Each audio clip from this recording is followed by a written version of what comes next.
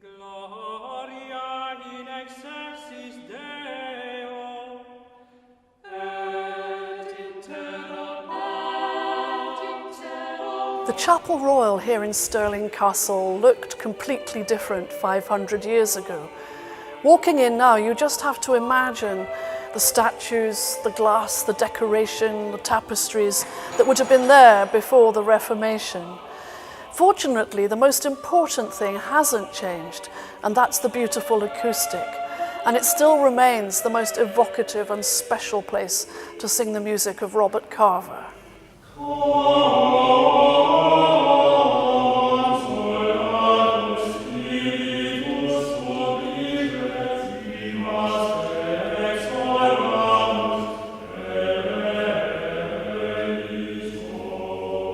Robert Carver was the most interesting, original and talented composer associated with Stuart royalty.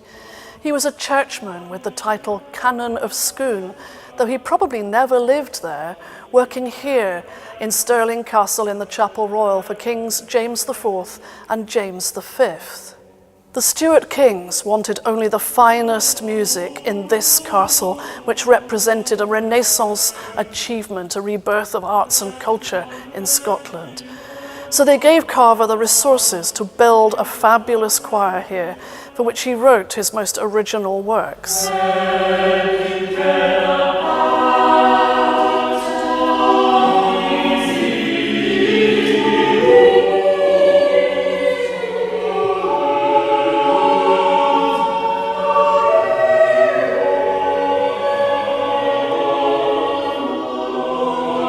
I love singing Carver's music, especially when my part is really challenging.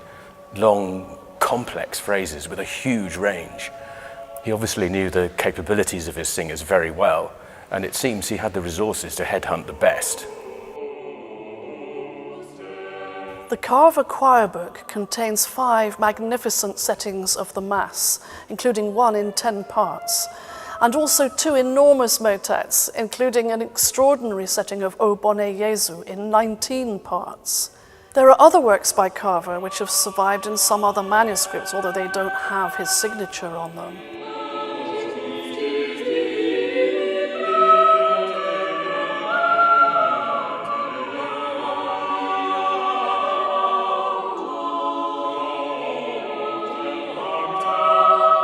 When Protestant reformers broke into the castle, no doubt with the voices of fiery preachers ringing in their ears, they burst into the chapel, they raided the artworks and made a giant bonfire out in the courtyard. Amongst the things they burnt, we know, were 16 great choir books.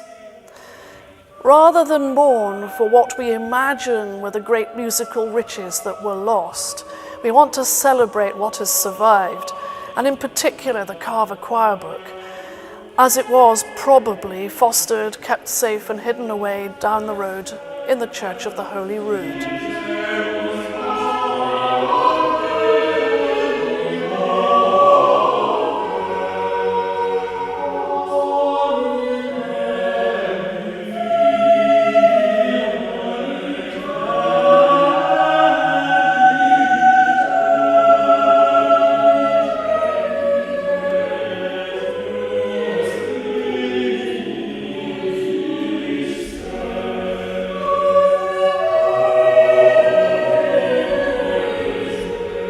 Robert Carver's music is rarely performed on account of its high level of difficulty.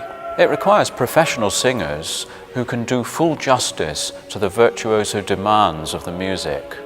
Conducting Carver's music is an absolute joy. For example, there are amazing contrasts. On the one hand, there are exquisite sections of vocal chamber music for 3 soloists.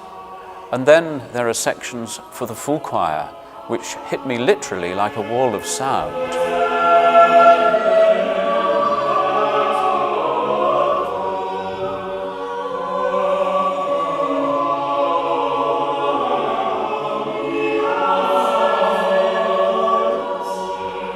We might not have Carver's music today if it were not for this place, the Church of the Holy Rood, just down the hill from Stirling Castle.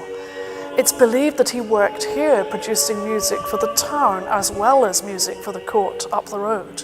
His choir book was not burnt. When the reformers burst into the castle, raided the chapel royal for all the popish adornments and the choir books and turned them into a massive bonfire, his choir book has survived, possibly because it was down here in the Church of the Holy Rood. Possibly we could think of it as a miraculous survivor, but maybe it was protected here by a congregation that loved it.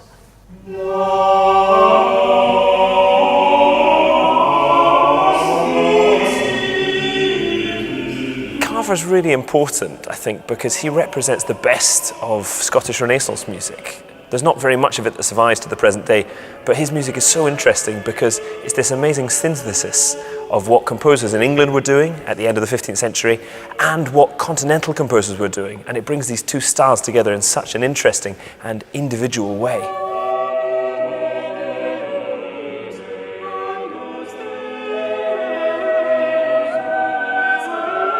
Carver was the only composer from the British Isles to make a mass setting based on a famous European popular song, L'Homme Armé, the Armed Man. And it's full of incredible energy, uplift, it's inspirational, it drives along in a way that makes you imagine King James IV and his court hearing such a mass before marching out to do battle.